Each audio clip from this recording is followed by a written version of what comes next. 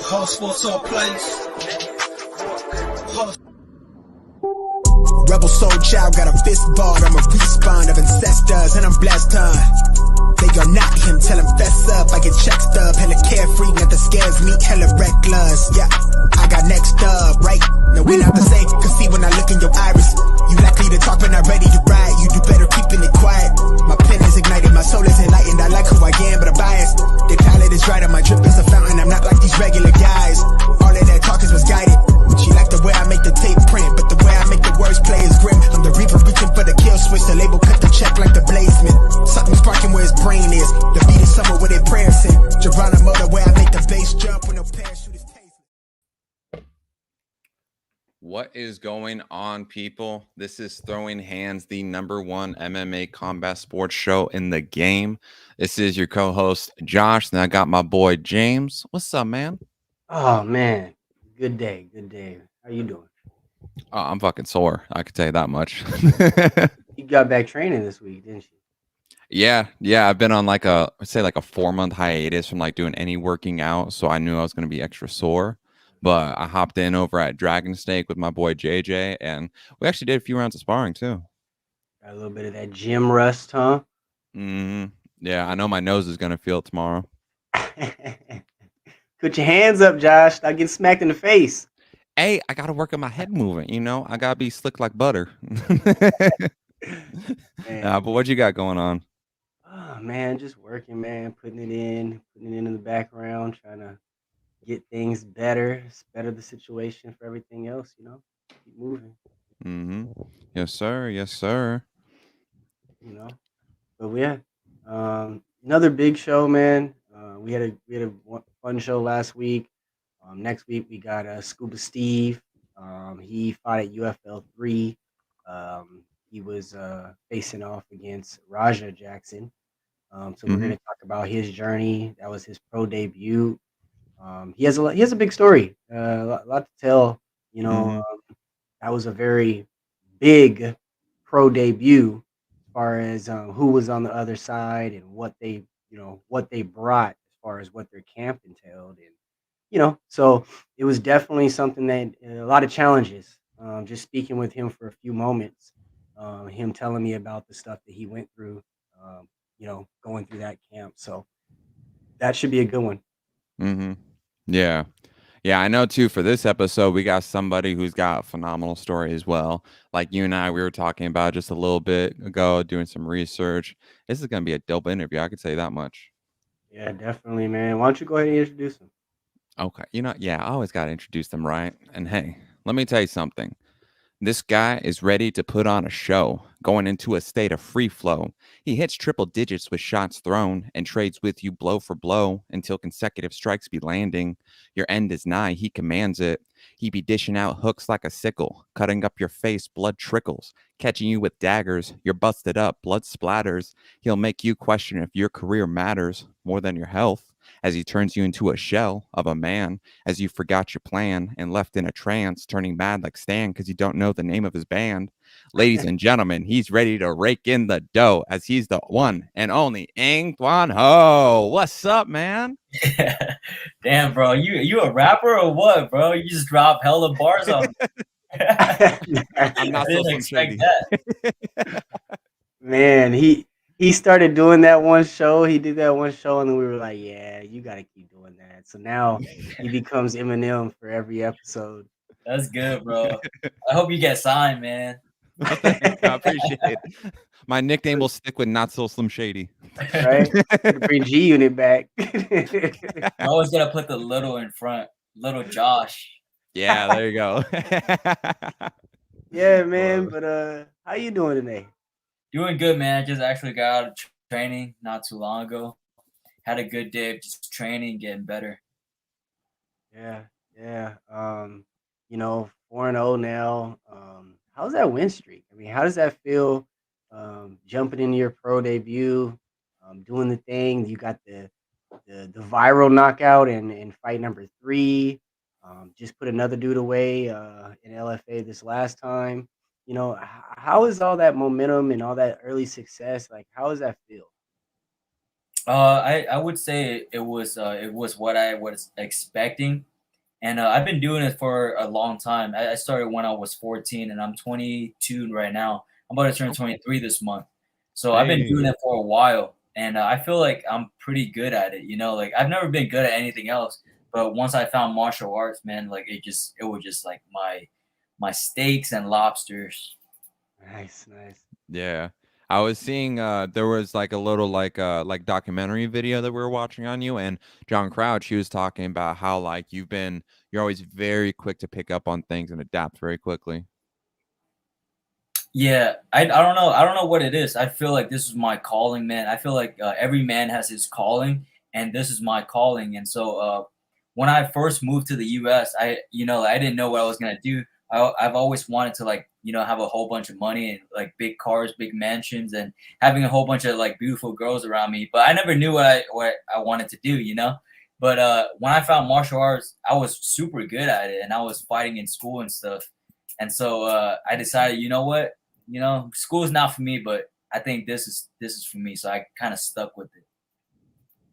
Take me a little back. We always talk about how dedicated you really have to be a fighter. Like and I'm not taking anything from any sport, any other sport. I played in football, basketball, soccer, even, and you can kind of half-ass it on the field. You can kind of half-ass it in practice, and kind of be masked because you have a team around you to kind of pick up the slack when you're slacking off. But in fighting, it's you. It's man against man in that octagon, and so there's no time to slack off. You have to be so dedicated. And one thing I did pick up on you is the dedication you had from the get go. I heard a little bit. If you can kind of elaborate about how you even got into the gym and accepted in the first place.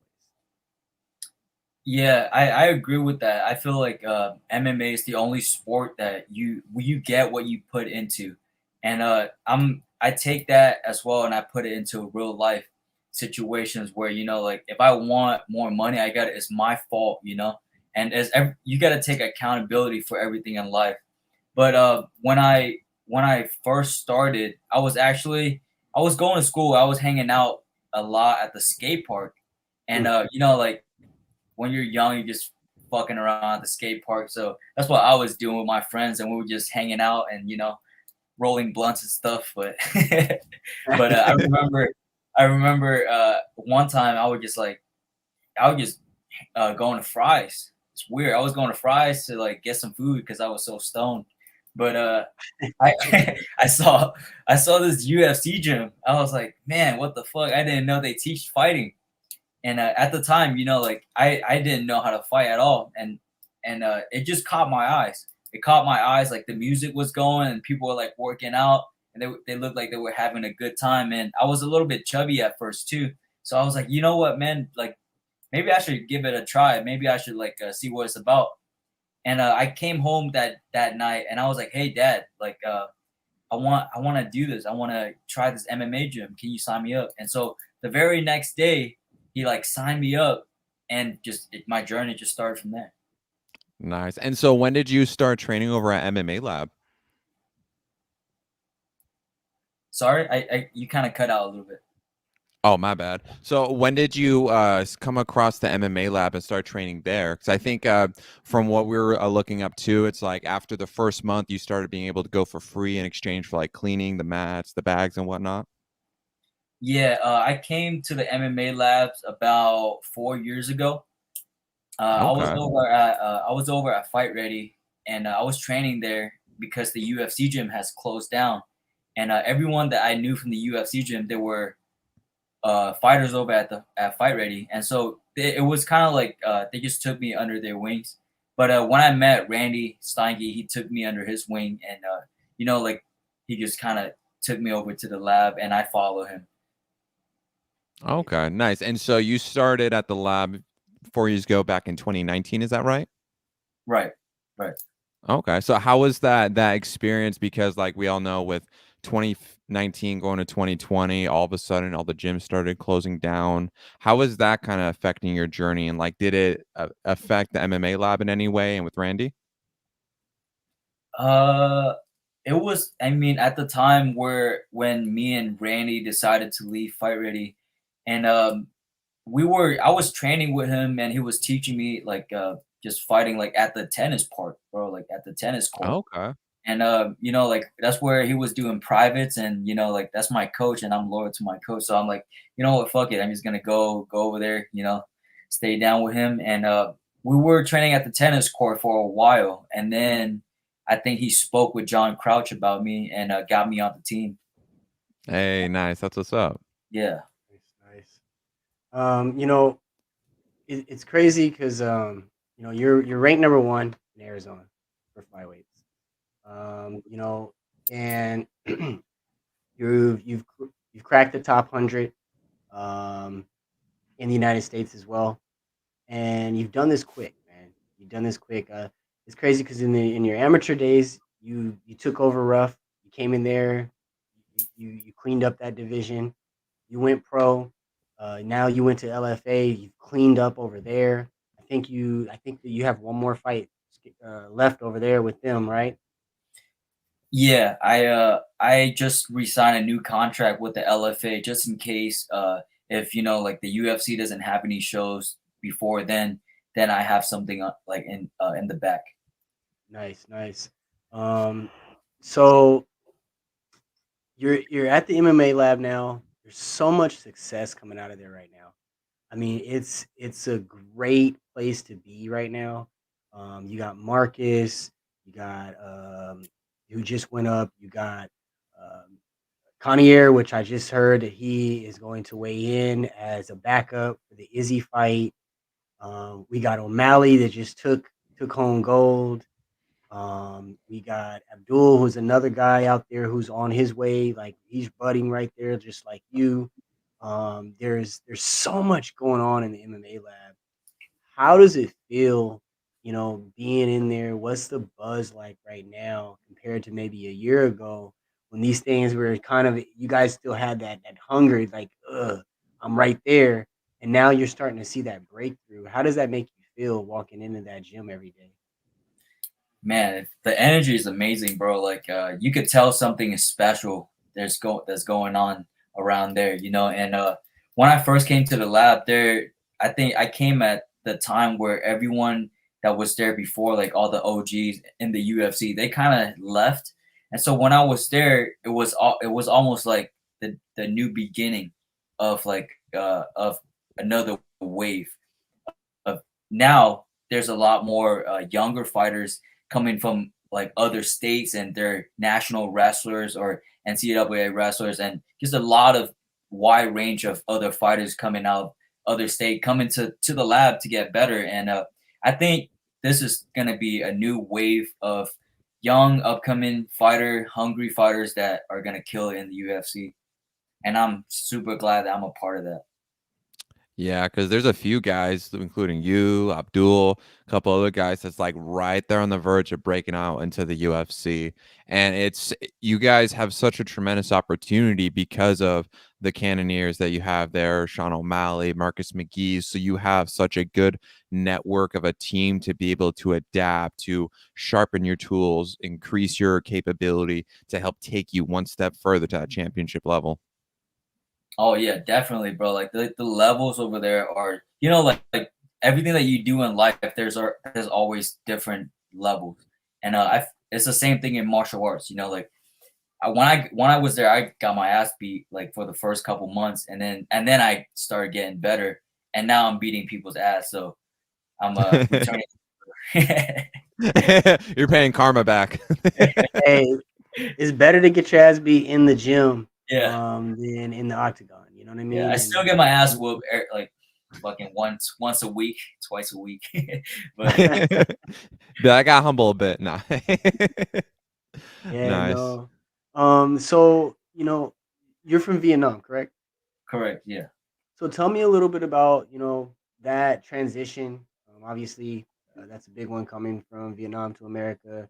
And when you decided that you kind of wanted to make that jump over to the MMA, like how that all clicked together for you. I'm really lucky, man. I think God and my ancestors are with me, and I'm the first generation in my family to be in the U.S. So I'm trying to make the most out of it, and I've always been like I've never liked school. I've always been the black sheep of the family because I'm Asian and they want me to be like a doctor and a lawyer. But I never liked school. So, and I really like fighting. And so when I found that I was good at fighting, I'm like, oh, okay, like this is my way of getting there. And, helping my family out when I have the opportunity to. That's nice. Yeah, Mm-hmm. and and it goes through. I mean, there's a lot that goes into it. Just making that transition, like you said, having that that hunger inside of you to do more for your family, and you're the first one, first generation over here, so you want to kind of put that stamp on it for the generations that follow.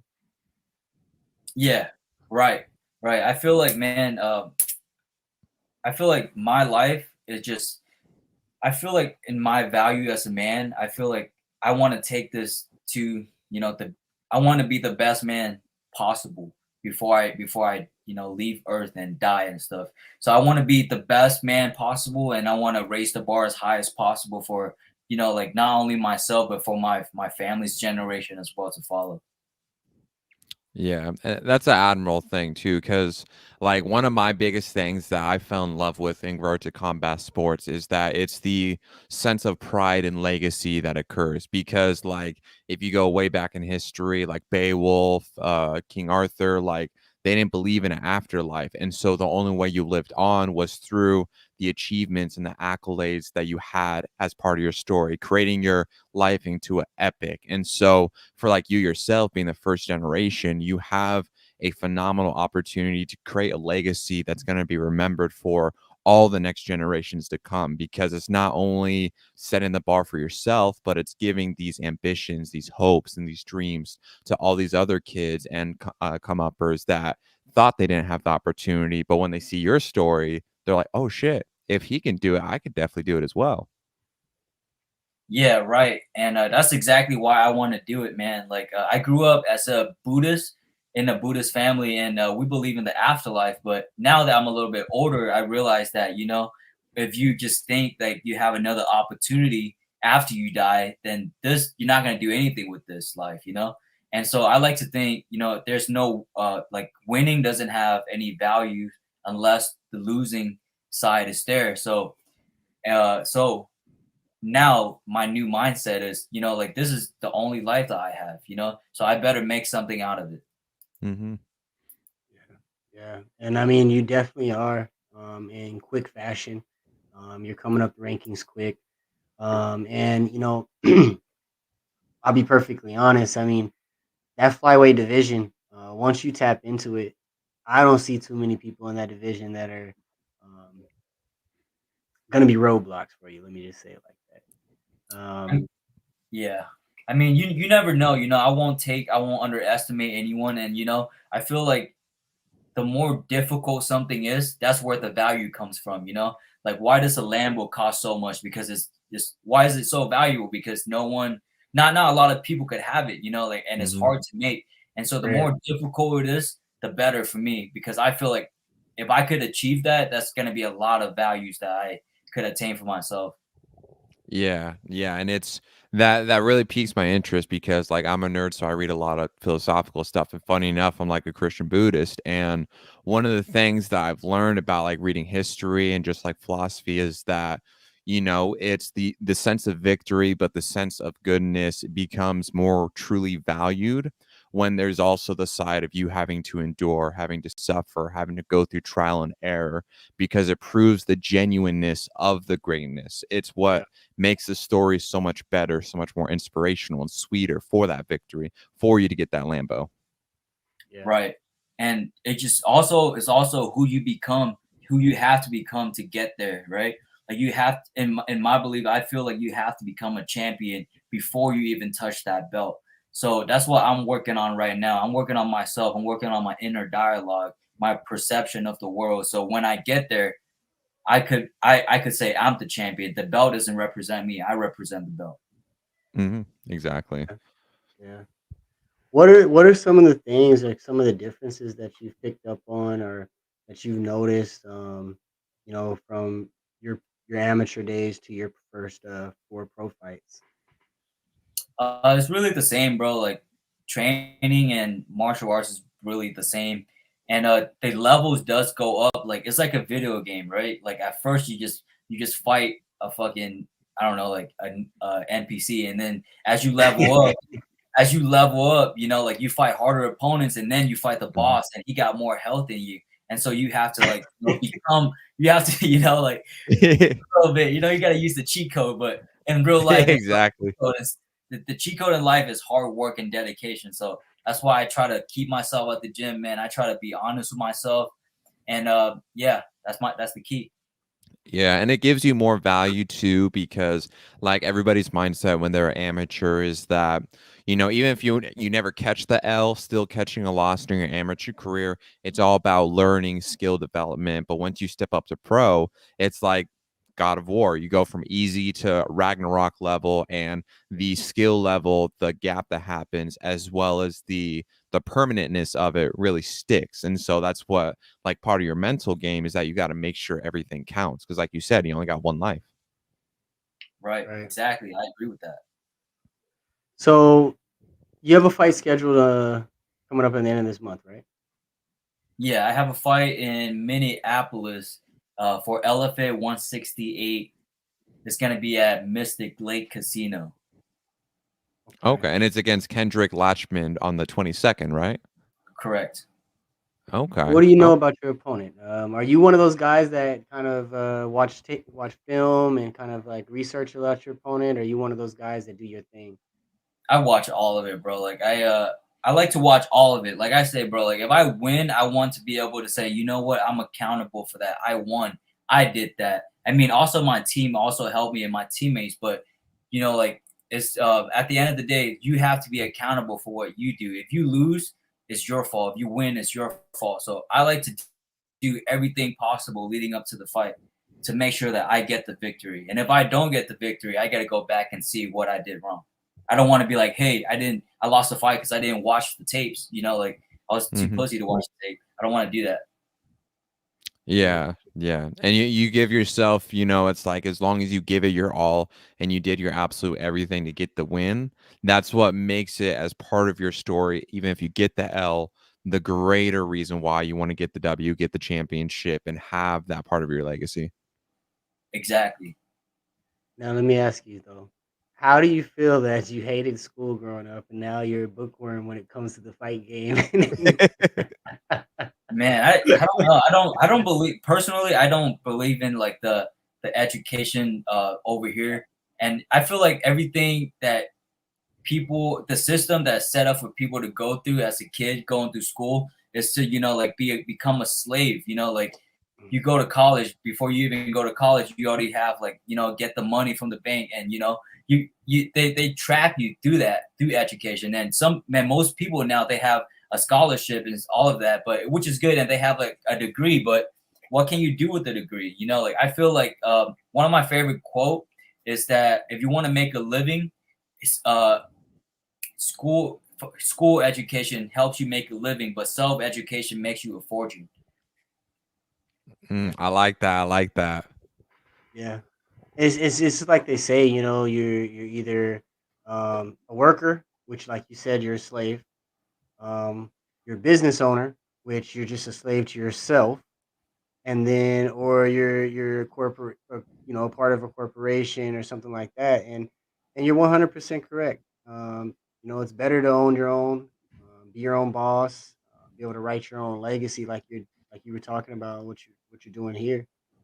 hmm Yeah. See, you guys got me make you think of one of my quotes. It starts out as Latin, where it goes malo pericula sum libertatem quam quaetum civitium, where I prefer liberty with danger than peace with slavery. You know damn well we ain't heard nothing you said. You got that from That's Harry one Potter? of my That's one of my spells. No, that was actually from Jean-Jacques Rousseau from the French Revolution, but it's Latin for "I prefer liberty with danger than peace with slavery," and that's something that's always stuck with me because it's like I'd rather accept the dangers of being free and challenging myself than being a slave to the system, to myself, to the society, or any of my own vices. So I'd rather live to the fullest. Right. Yeah, and like most people, like they're not comfortable with starting something from scratch, and they're not comfortable with taking on like a lot of risk. But they go to work and like they get paid. You don't get paid for your time. You get paid for the value that you provide.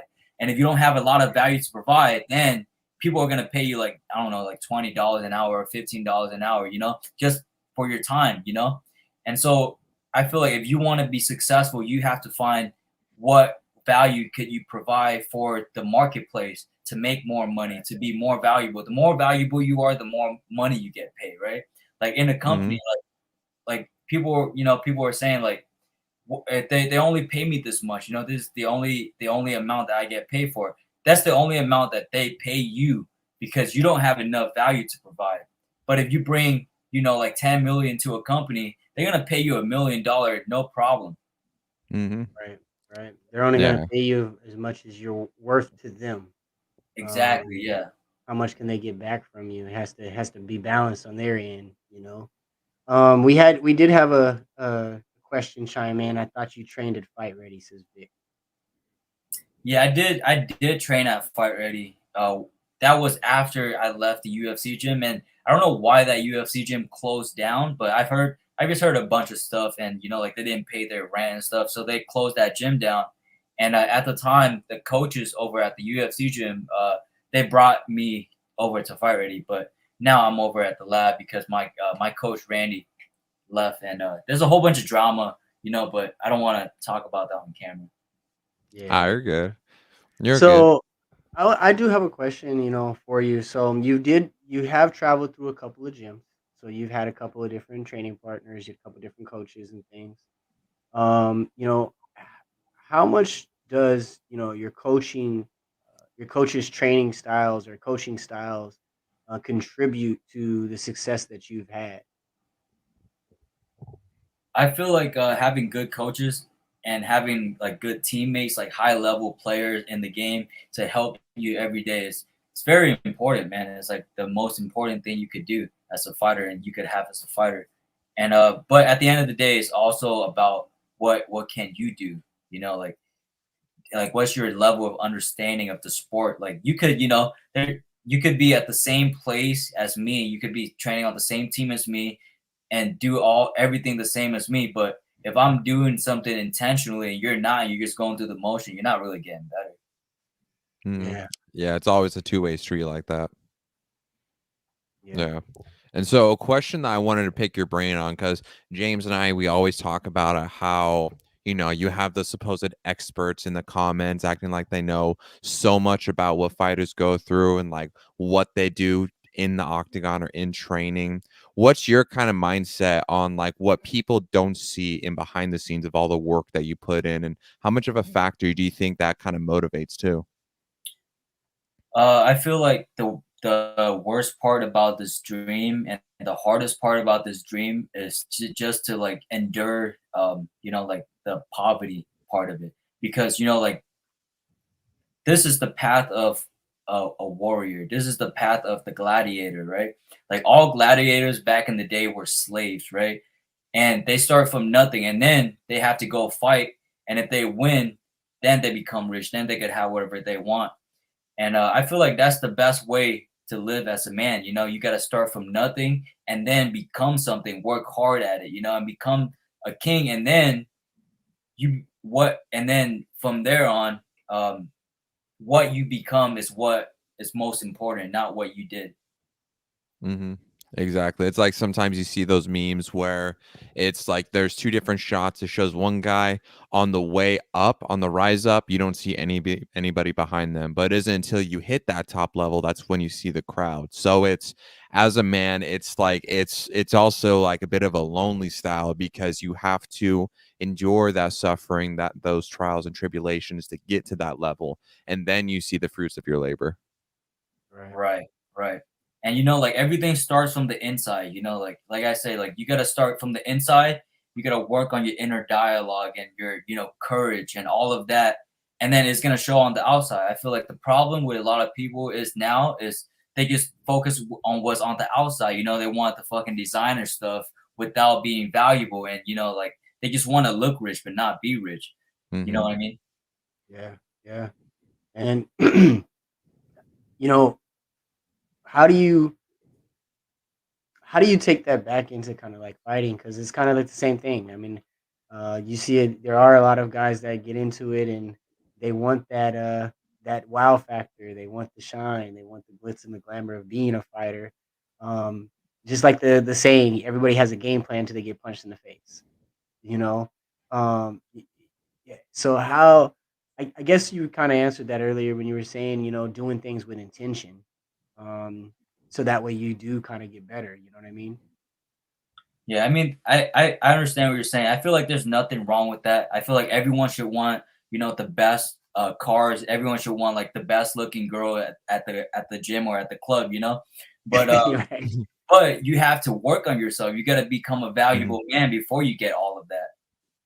Yeah, and you can't let it get the best of you too, because it's people, like, whether you love or hate him, I feel like it happened with like Conor McGregor, because he was on that hunger path. He got he became the first 2 division champion, but then once all the money, all the fame, all the glory, and all the bling that came with it, you saw it kind of die off. And so, like, your mindset and your rise up, do you have like that kind of factor where you want to make sure that you don't have these external things affecting internally what your end goal is?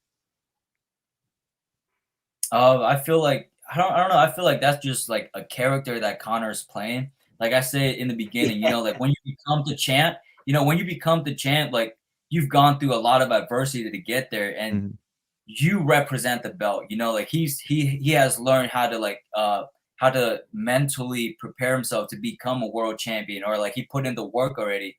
And he learned all the lessons along the way already. I feel like that's just a character.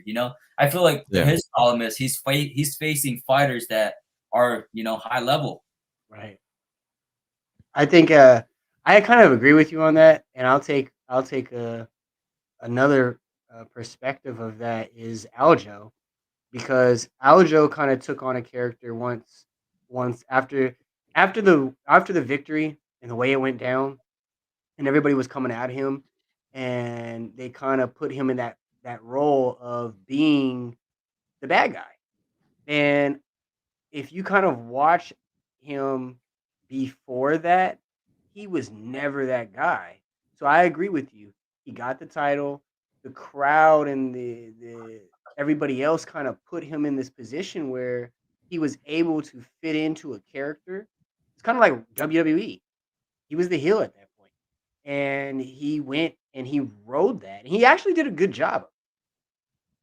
Yeah, and part of the sport is just like entertainment, right? You got to Mhm. know how to fight, but you also have to be an entertainer. And I feel like not a lot of people. I think I heard this on a podcast. I think Chael Sonnen was saying this. A lot of fighters, they just want to be the hero, right? There's not enough bad guys in the sport. And if you're willing to be booed, you're gonna get paid more too. So it's like Floyd say, like all publicity is good publicity, right? Right. Yeah. Yeah, and You're dead on with that. Sorry, Josh, but you're dead on with very that good. part though, because that is exactly where I think the Aljo thing comes into play. Because as soon as he accepted the booze, his fights, every one of them were bigger. The audience pool was bigger every single fight. Yeah, like it's nothing wrong with that. Like it doesn't matter what other people think about you. It's just like who are you at the end of the day? Like he knows who he is at the end of the day. Yeah. Now, do you feel sometimes that they could sometimes take on too much of the character? Like, I think Colby Covington is a good I knew you example were gonna where say Kobe. well, I think he's a good example. Like he almost got cut from the UFC, so he had to put on this character, and it worked in his favor in regards to him being able to garner draw, make more money, and everything. but almost at the same time, it's almost like it's kind of taken over a bit of his identity. Do you feel that could also play a factor in that? Yeah, I think so. Like, actors playing in a movie, like you don't just play the character, you become the character. And it's like, I don't know. I feel like sometimes people who speak two different languages, I feel like me, I speak two different languages. And I feel like whenever I speak English, I'm a different person than when I speak Vietnamese at home. And that shit trips me out sometimes, but I don't know. I'm still figuring it out. He switched personas. It's weird. It's a weird thing. That's Yeah, I crazy. bet. I bet. And so, you mentioned it a minute ago in regards to social media. Me and James, we always talk, as part of this generation, especially social media, your draw on it and how much you appeal to the crowd plays a very big factor in not only your pay capability, but also in who you find, what you can kind of leverage. What's your kind of thoughts on that? Unfortunately, the sport, like, it doesn't pay like, any other sports, Like, I just figured out hockey players, like the minimum paid for a hockey player is, I think, $800,000. And we don't have that in MMA. So I feel like the path that Sugar Sean is taking, I feel like that's the best way to go about it. And if you know that you're the champion, if you know that you have the skill sets to be something special, like, why not make a lot of money while you're doing that? Why not fight like cans and up until you get into the UFC champion, because you're gonna get there. Yeah, and you're right too, because he took a unorthodox path to it because he was calling the right people out at the right times. He was not afraid to try to move up the rankings with every fight. And I think a lot of times we watch guys come in and they'll have what's the best way to put it? They'll have like a fire lit underneath them to where they've won a couple of fights in a good fashion. And then they kind of fizzle out because it seems as if they're trying to get a couple more. It's almost like somebody's telling them, well, get a couple more fights in right around here, with some of these guys, some of these journeymen, before you step up to that thing. You're not ready. And if you're not, you're not. But that can also be a double edged sword because, like you said, okay, I'm not getting paid the big dollars yet. I now, because I took this journeyman fight, this next fight, I might have to take somebody that I don't want to fight so I can propel myself up where I should have been. So it kind of, it's a hard plate to slide on, and I think Sean did a really good job of navigating through the rankings as fast as he did and not coming off like, well, why are you calling him out so soon? Or why are you calling? So towards the end, people were talking shit, but they had already knew that Sean had already did what he did, and he was on his way to a title shot at that point. Yeah. I mean, people always talk shit, bro. Like, if you have money, they'd be like, oh, like, why are you flexing so much? If you don't have money, they call you broke. So it's like, what's at the end of the day, what's the best move that you can make? And I feel like, like, thinking with your ego, I feel like you should want to be the best guy possible. You should want to, like, prove yourself to people, but are you gonna get paid? Like, like, people get cut all the time. Like, you see people get cut all the time in the UFC. They'll win a couple fights, like they fight crazy, like high level fighters, and then they lose a couple fights and they get cut. And now it's like, oh, like what was the point of getting there? You know what I mean? Like, did you take care of your family? Like, did you like retire your mom? Did you have a house? So it's like, I feel like the more strategized way to go about it is, make the most money that you can up until you fight for the UFC belt. Yeah. Yeah. And be able to market yourself, open up businesses, enterprises. And, it's like what you just said right there. I always say this sport at the end of the day is a kill or be killed sport. They're in football, baseball, soccer, any other sports, you can still kind of get a lot of second chances because you have the team behind you. But when it comes to combat sports, whether it's MMA or boxing, it's like one loss, all of a sudden things can go haywire and people drop off, or two or three or whatever. So it's such a more valuable experience to go through it, and why it's especially more demanding to make it fully worthwhile, because you never know how things are going to turn out or how people are going to be after that one loss or anything like that. Agreed. Yeah, I agree with that. And like that's why you got to take the smarter way to go about it. Like I don't know. I feel like you should take care of your family first. Like make sure everything is good first. Take care of yourself first. Make sure that you don't have to go fight just to like make a living. And I feel like when you get there now, like when you get to that stage of life, I feel like it's gonna show exactly who you are. Were you just there for the money? Or are you there to be the best in the world? Yeah. Mm-hmm. I think that MMA is one of the most unforgiving when it comes to your record. We talk about boxers all the time on this show, and how when you look at a boxer's record, they may have 15 losses, 20 losses, and because they do pile in so many fights, and with mixed martial arts, some guys don't get past 2 losses as a pro on the big stage.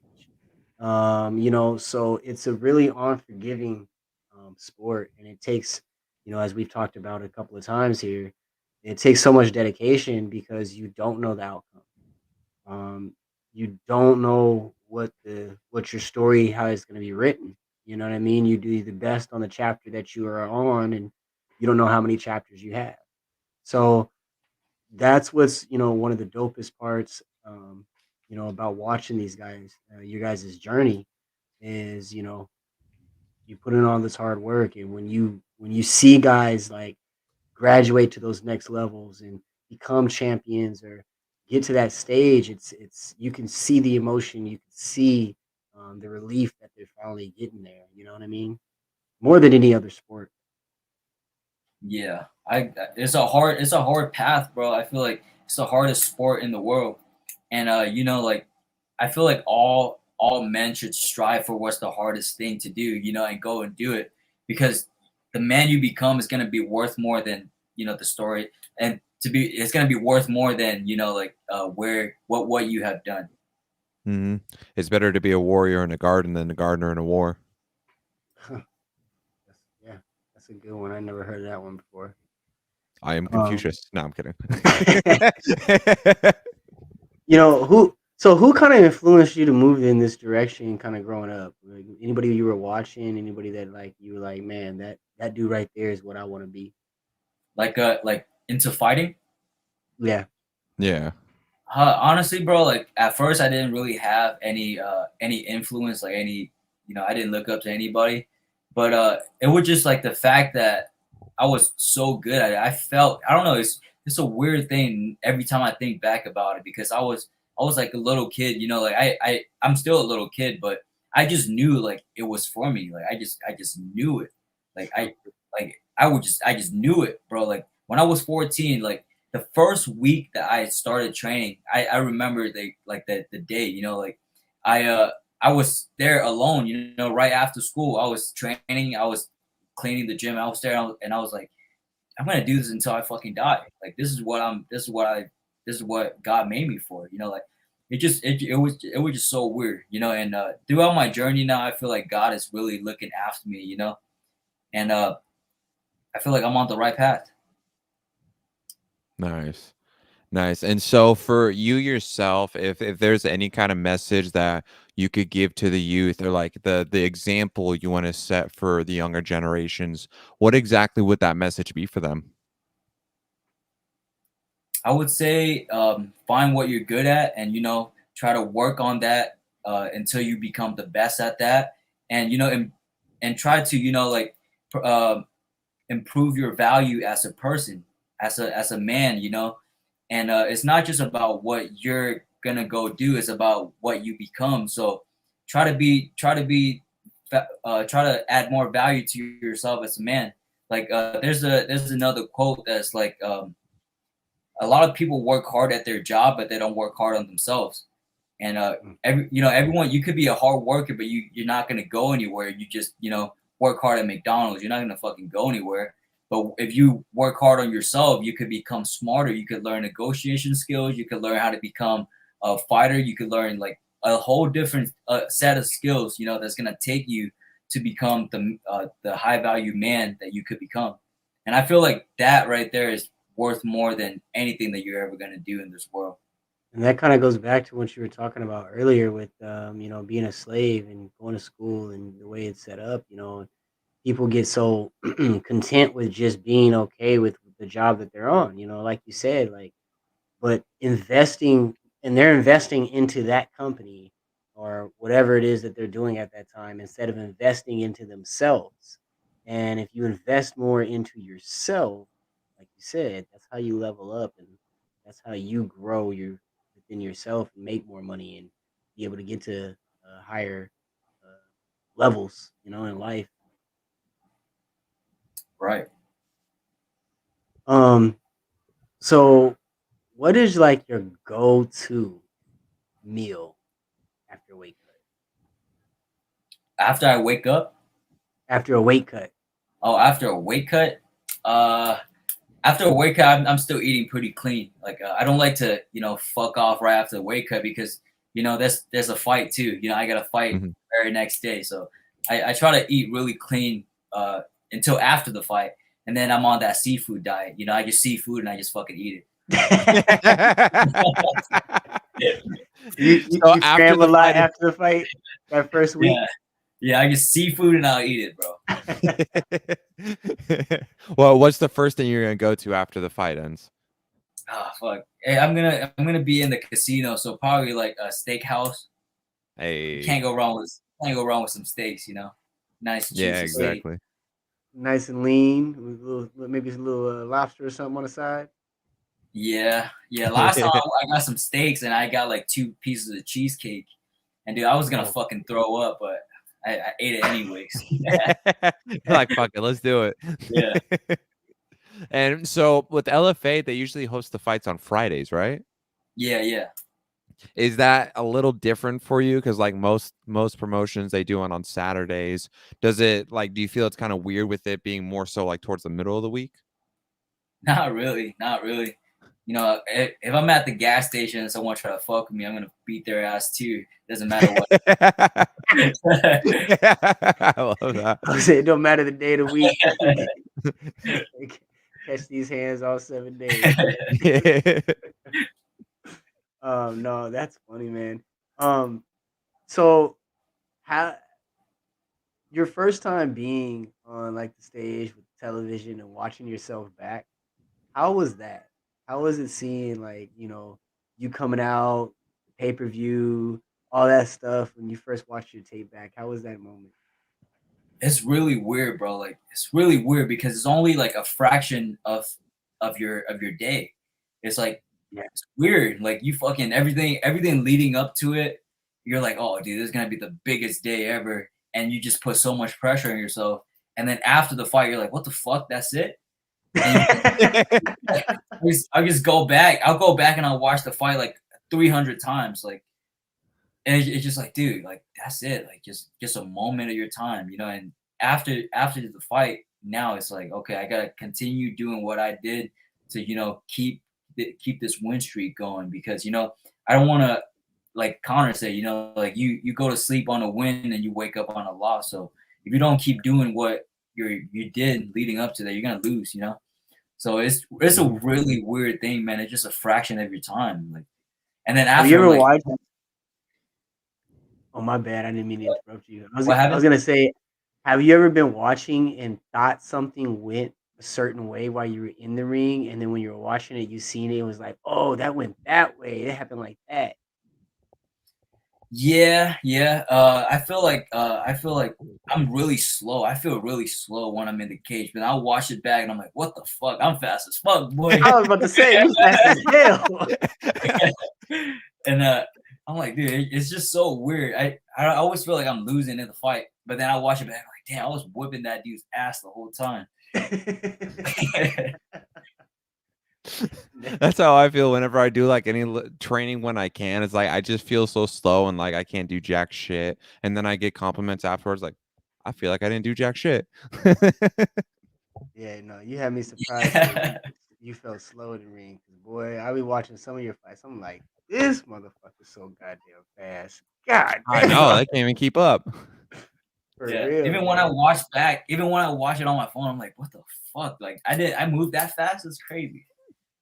Yeah, you're fast as hell, bro. You're one of the fastest dudes that I've seen at in the octagon. I mean, I'd have to go back to like uh Mouse, like I'd have to go back to like somebody like that. Like even when Ben Henderson when he first came in was super fast like that. Like uh man, I don't know. Oh, I still got a lot to work on, bro. I still got a lot to work on, but we'll but get. your speed is nice, bro. I really am. Thank you so much. Yeah, and you're making me think of like what Usain Bolt said. You know, he trained for 4 years just to be able to run 40 seconds, and like that's the same thing with fighting. You know, it's you're putting in all these months of training. You know, cutting down your calories, your carbs. You know, being able to just endure so much of that training just for that 15 to 25 minutes, or even ends up being just like 30 seconds to a minute and a half of glory to catch that. So it's the weird paradigm, but the cool aspect of just combat sports as a whole. Yeah, dude, it's very cool, man, and it teaches you like like you gotta you gotta you gotta be able to like live after the fight too. Like you gotta know what to do after the fight too. Like I don't know, I feel like I'm still figuring it out, but it's a very cool experience. You're definitely on the right path. Definitely, definitely. Who before we get out of here, who would you compare your style to? If we had to ask you and you had to compare your style to someone in the either whether they're in there right now or in the past, who would you compare it I like Bruce Lee. Like no style, bro. That's my style. I don't have any style. I'll fight. I could fight like anybody. I'm good at everything. Yeah, I like that. Like how Bruce Lee said, you know, it's better to flow like water, so you adapt to every situation and every fighter in their own unique fashion. to? Yep. 100%. I'd have to say this is probably one of the most philosophical ones we've definitely had for a minute. I fucking love it. Yeah, you guys caught me at the perfect time, dude. Like this is where I fucking breathe and shit. But What you're What are you reading right right now? now? yeah. I have a lot of books, bro. But I don't read like just a certain book for it until like the end. I just kind of bounce off like a whole bunch of books, you know. Sound That's like cool. Josh right now. I literally read 4 books at a time, 2 textbooks and 2 regular books. Yeah, dude, you know how it is. Like Tuesdays, I'm reading book number 2. Fridays, I'm back on book number 4. Like, Yeah. Yeah, oh man, I didn't like reading when I was in school, bro. I fucking hated reading. I hated homework. Same. But then like now I'm just like reading all these self help books, like personal development book, and I'm like, oh damn, like I now I caught myself just like, oh I want to read, you know, like I want to go to Barnes and Nobles and read and have a coffee or some stuff. Like an Yeah. old man, dude. I'm a fucking 22-year-old. hey man, I read a lot of self-help books for a while, just back to back to back to back, and um, it was because I was in sales and being out. Like I sold Kirby's at one point in time, so going door to door to people's houses and dealing different personalities and stuff. So I read a lot of those books. It helps you out, man, in a lot of different ways. It makes you discover things about yourself that you didn't really understand or know. Oh yeah, 100%, bro. Yeah, That's why I love reading so much. You're taking someone else's like perspective, and then you're just like seeing it from their perspective, you know? Yeah, exactly. I definitely recommend for you to read The Unconquerable Mind or The Unconquerable Man by Gilbert Hyatt. Like, dude, let me tell you something. In regards to like the gladiator motivation, the like mentality of like how you keep on saying like to be a man, like that's I feel hits the nail in the coffin with it. Yeah, I'm gonna check that out right after this. Oh. I do like that. That's the biggest flex for me now, bro. Like I don't be flexing like with anything, you know. Like I just be flexing how many books I read. I love it. Oh man. Awesome. And so one question I wanted to ask too before we go is that, for having people in your corner, if there was like any person in particular, whether they're alive or dead or across any other sport, or even somebody that's not even in sports, who would you have in your corner for one fight? For one fight, I don't know, man. Just my team, just my coaches. I feel like, if my coaches are not there, I would like to have my teammates there, just because the experience, of training with them. I wouldn't want to have it with anyone else or any famous person. I don't give a fuck. Yeah, yeah. That's a good That answer. shows a lot of confidence. I think you're about to go there too, Josh. Yeah. We've been getting a lot guys that feel comfortable, guys that display a lot of confidence. That's usually somewhere around that answer when we ask that question.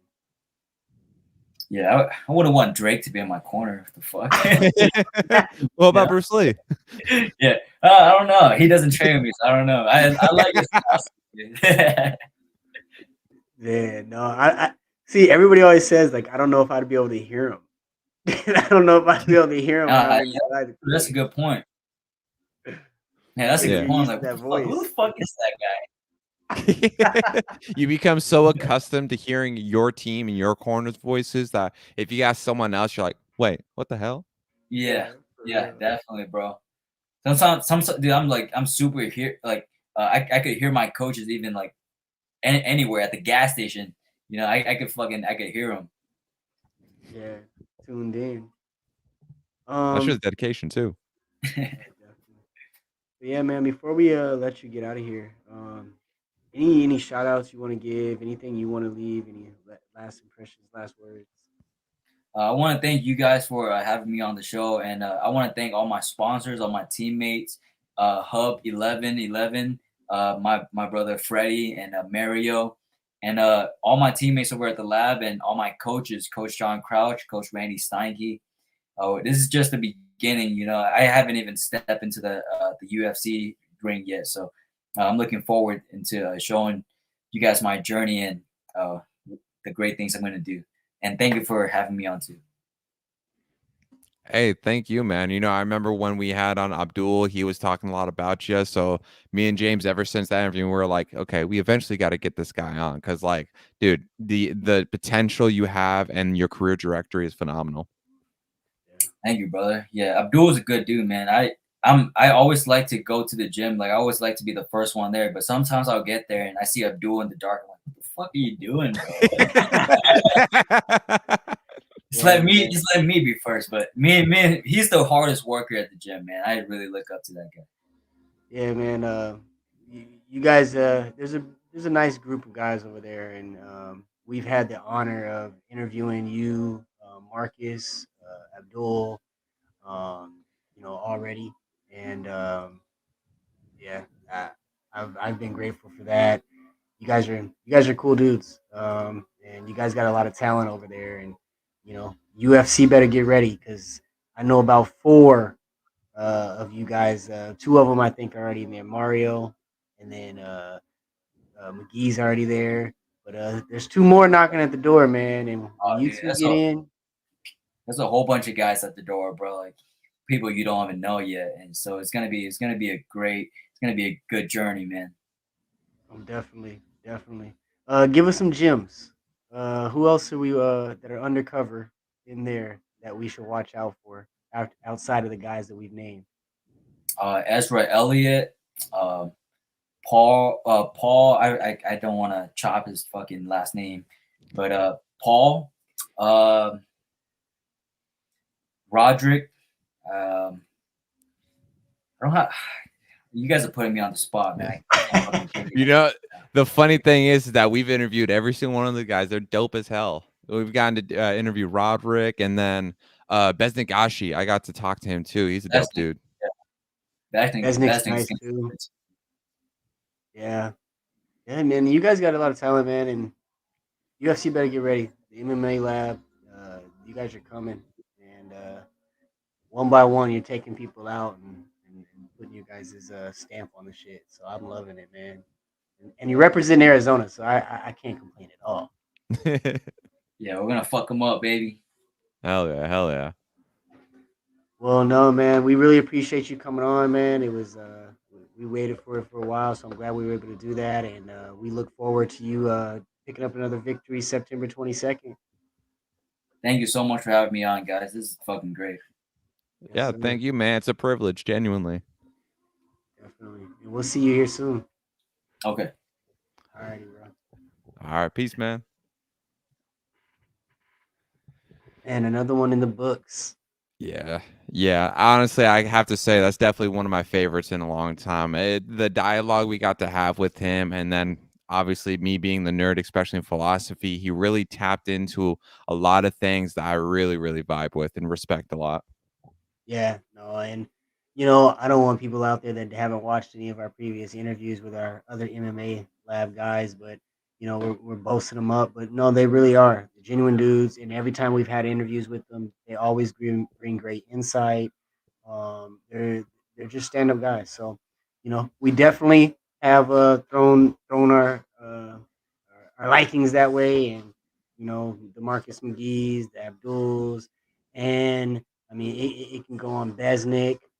We've done a lot of MMA Lab interviews, and it wasn't scheduled that way or anything. It just happened Mhm. over time, because they're just great guys, and a lot of these dudes are headed in the right direction. Yeah, yeah, and I know we got Paul. He's going to be coming on the first week of October, so it's really cool to be a part of these guys' stories on their rise up because, like, it's as I always say, like a broken record. I truly believe it's a genuine privilege to be a part of these guys' story and help build them up because, like, as I tell you all the time, like I need to get more refreshed with a lot more of the roster, like one championship with Bellator and whatnot, but I think it's so much greater and such a more sweeter experience than to start at this level with all these guys and to help grow with them and just build that relationship, that rapport, and see internally and behind the scenes the career that they build for themselves and legacy itself. Right, right. No, 1000%. And I mean, in the beginning, it was a little bit more like, hey, Josh, let's do a little bit more of this Bellator stuff, and I was doing a little bit more of the post fight pay per view interviews and things like that. But I've taken a lot more liking in focusing on our local scene, and not only just focusing on our local scene on the up and coming, just turned pro and the amateur level, but we have a lot of guys right here in Arizona that are transitioning over to Bellator, that are transitioning over to UFC, that are really making a dent in not only what's happening today, but the landscape of what's going to go on in the future of this sport. Like we've seen it time and time again. If you look at the eras with Masvidal and Kimbo and the Miami scene, they came in as a group. Mm-hmm. Once one of them kicked that door down, it was boom, boom, boom, boom. We were getting all those Miami fighters. And so I think this is our time. Mm-hmm. We're slowly breaking that door through to where Arizona is going to be one of the biggest pipelines in the MMA community, and it's undeniable right now. I mean, Mm-hmm. you look at the divisions, and what Arizona fighters are doing in them. I mean, we just I'll just take the Sean O'Malley because that's just the most recent one. Sean went out there and whooped Aljo, Mm-hmm. and Henry held that down for a while. And Henry's like, "Hey, give me another chance." So even though I don't know if Henry, I don't think Henry will be able to get at Sugar, not right now. And Sugar a little bit too big for him to me, but I just think that just that ability to have a two-time or a two-weight division champion, and at the peak or towards the top of his career, turning over, but to have that ability to say, "Hey, well, let me go in Arizona versus Arizona, previous champ versus current champ," that's dope, and that's Mm-hmm. going to help kick the door down even more, and give guys that are up and coming more chances and more keys to get in, because that's what Mm-hmm. it is. You only got a couple keys per state, especially if you ain't on the map already. Mm-hmm. Yeah, exactly. And it's like Arizona, like you said, is just a hot spot right now. Like, no pun intended with how hot it gets here. But it's just right now, it's just a different breed of guys because I don't know, it's like getting to see and interact with all these guys on such a local and close level. You really start to get ingrained and understand the true beauty of the camaraderie, the brotherhood that comes in with this. And then also, like, we see so many guys out of states that come into Arizona and they're caught off guard by a lot of the skill and the talent we have here. Like, I could literally go on naming guys after guys, all kinds of people right here in Arizona that I truly do believe will become a champion, whether it's in the UFC, Bellator, One Championship, or if there's any other promotion that pops up that's just as big as them, or even if you go over to like Muay Thai, like what with your boy Jose, and then even boxing, all of that. Like, it's truly phenomenal. We get to be a part of that new foundation, tabula rasa. We get to be a part of that new era. Yeah, and you definitely hit the nail in the coffin because I mean, you look through all the different sports. We got the Benitez brothers, we got Garcia, we got quite a few other guys in the boxing world, and then you bring it over like we're talking about with MMA. We got the Canniers, the Malleys, the Cejudos, the what's the Even other Justin Gaethje. Justin Gaethje, Bader. Like there's so many guys, and for the longest time, if you know me, I'm a diehard Arizona sports fan. I'm Arizona through and through. So I take the licks for my Cardinals. This year gonna be bullshit. They're gonna be talking so much shit. It's horrible. I like next week is kickoff. I'm like, damn. I'm just gonna watch college football this year. Fuck it. So, but I'm gonna take the heat for that. But I've always been an Arizona sports guy. Um, so if you if you know and you've been an Arizona sports guy for a long time, as far as the combat sports scene, this is the best we've been, and it's in every category. It's in Mhm, boxing, it's in MMA, it's in Muay Thai, it's in kickboxing. I mean, wrestling. We've always been kind of kicked ass in wrestling, but mhm. wrestling and there's just so much. So, I mean, it's a good time to be an Arizona combat sports fan. Yeah, absolutely. And as funny as this sound, we make jokes on it with the weather. I do at the same time believe that does play kind of a factor because, like we talk about with the Dagestani fighters, because of the high elevation fighting or training they go through up in the mountains, and it translates elsewhere. And then, like what you said with the group from Miami with Kimbo, and then with Masvidal, and then even the other Miami fighters like Robbie Lawler, for example. I feel like the level of endurance and durability we also obtain through our own weather and climate and how we adapt to it, I feel plays a very big factor. And that's why we're seeing our skill gaps starting to raise the bar. Definitely could be something. I mean, they say mile high. Like you go train in Denver, same thing. Hmm. So definitely, bro. There's a lot. What do we have on tap coming up for MMA? Let's see. What UFC we got? Adesanya coming up. Hmm. Adesanya versus Strickland.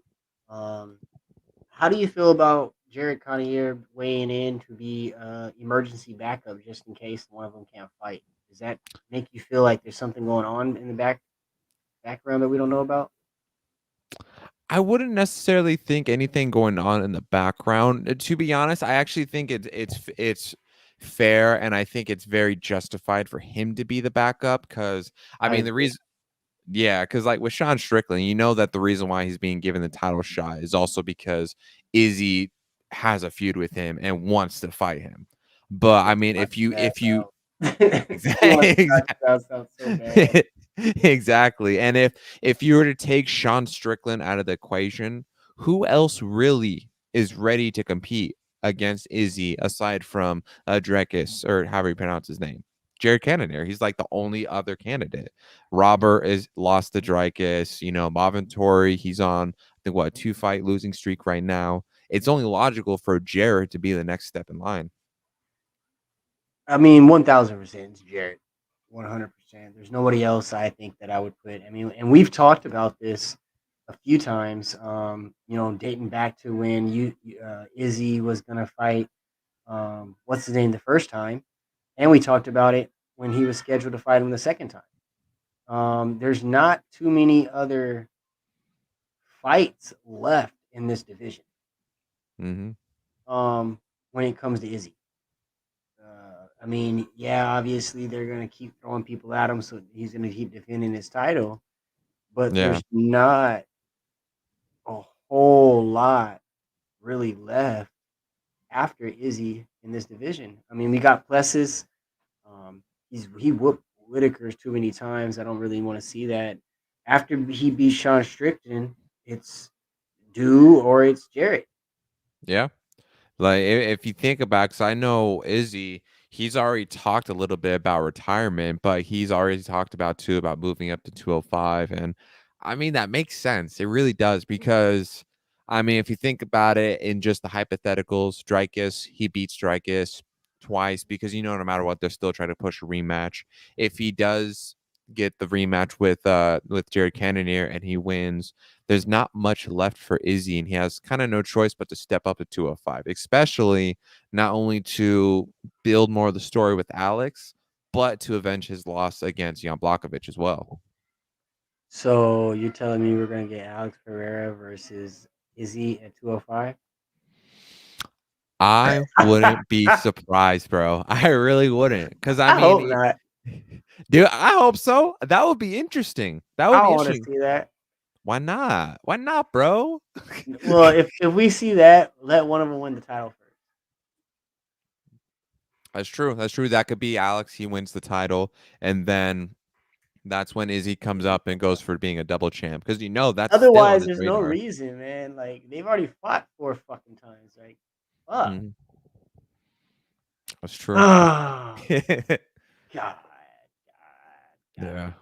Man, no, I'm excited though. I'm excited not only for UFC, but also what we got in store too for rest of this month. Because like we already talked about it, we got Stevens Collins. He's coming on next week. We also got a really fucking dope local boy as well, James Dietz. He's gonna come up on the following month, and then we got Rob Stucker. He's one of the guys with PFA, so we're gonna have him to kick off the last Tuesday of September, and then we get to move on to Paul Margitas, and then our boy too, Neil. So I'm excited for that. Yeah, we got a lot going on, definitely. Yeah, and then we got OG Boxing this weekend, and then we got Del Sol Boxing next weekend, and then we got PFA the following weekend. We're gonna be busy. Rough next month. We're gonna play Green Day in the background. Wake me up when September ends. So much going on, man. So much going on. Anything to say before we get out of here? No, once again, it's an absolute privilege. You know, I feel like we're helping lay a new foundation, and the opportunities not only for us but for all these fighters is phenomenal, and it's truly a privilege to get to experience all of it. Yes, sir. Well, I'm James. And I'm Josh. And this is Throwing Hands. Peace, sucker. Shanig, man. Fuck with ASAP Sports Network, man. Tune in, stay logged in, and stay mouthed in. You dig? Yuck mouth. Yada da. Boy!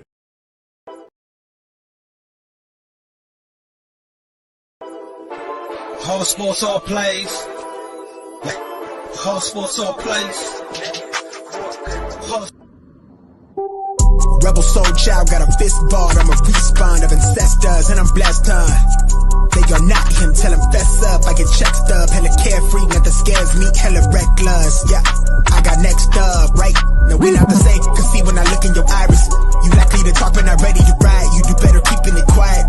My pen is ignited, my soul is enlightened, I like who I am, but I'm biased. The palette is right, and my drip is a fountain, I'm not like these regular guys. All of that talk is misguided. She like the way I make the tape print, but the way I make the words play is Switch the label, cut the check like